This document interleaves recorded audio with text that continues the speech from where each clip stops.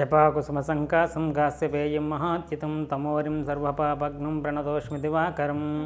శ్రీమహాగణాధిపతయే నమో నమః. శ్రీ సరస్వతీదేవ్యే నమః. శ్రీ గురుభ్యో నమః. హరి ఓం.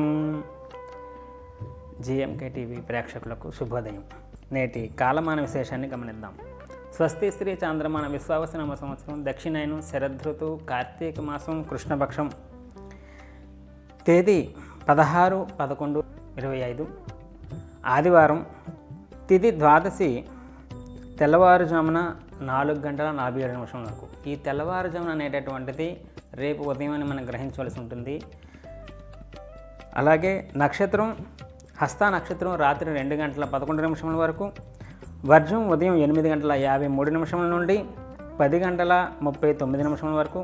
దుర్ముహూర్తం సాయంత్రం 3:50 నుండి 4:36 వరకు.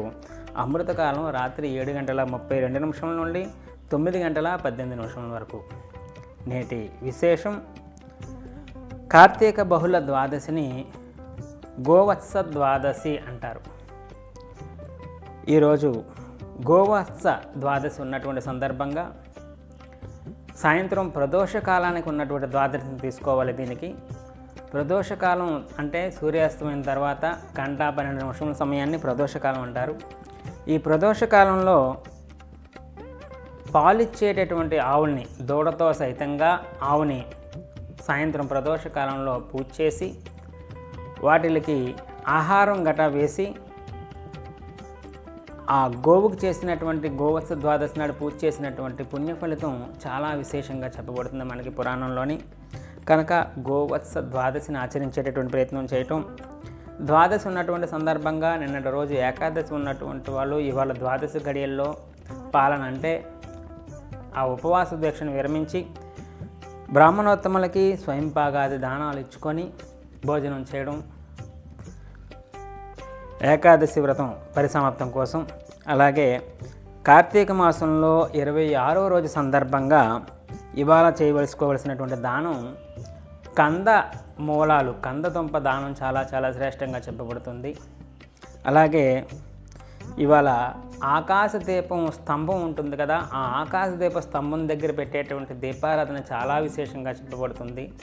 కుదిరితే ఆకాశ దీపం పెట్టుకునేటటువంటి ప్రయత్నం చేయండి. అలా కుదరని పక్షంలో కనీసం ఆకాశ దీప స్తంభం పరిసర ప్రాంతాల్లో దీపం పెట్టుకోవడం కూడా చాలా విశేషంగా చెప్పబడుతుంది. కాబట్టి కార్తీక మాసంలో 26వ రోజు సందర్భంగా ఆ ఆకాశ దీప స్తంభన దగ్గర దీపం పెట్టుకోవటం, కందమూలాల దానం చేసుకోవటం మొదలైనటువంటివన్నీ కూడా చాలా విశేషంగా చెప్పబడతాయి. ఈ గోవత్స ద్వాదశిని ఆచరించేటటువంటి వాళ్ళు ఉదయం నుంచి సాయంత్రం దాకా ఉపవాసం చేయగలిగినటువంటి వాళ్ళు చేసి ఆచరించవచ్చు. నిన్నటి రోజు ఏకాదశి ఉపవాసం చేస్తే మళ్ళీ సాయంత్రం దాకా ఉపవాసం పనికిరాదు. కనుక ఉపవాస దీక్ష విరమించినా కూడా సాయంత్రం మళ్ళీ తలస్నానం చేసి ఈ గోపూజ చేసుకోవడం చాలా శ్రేష్టంగా చెప్పబడుతుంది. అలాగే కార్తీక మాసంలో 27వ రోజు లవణ దీపం తాలూకా ప్రాశస్త్యం గురించి రేపటి కాలమానంలో తెలుసుకునేటటువంటి ప్రయత్నం చేద్దాం.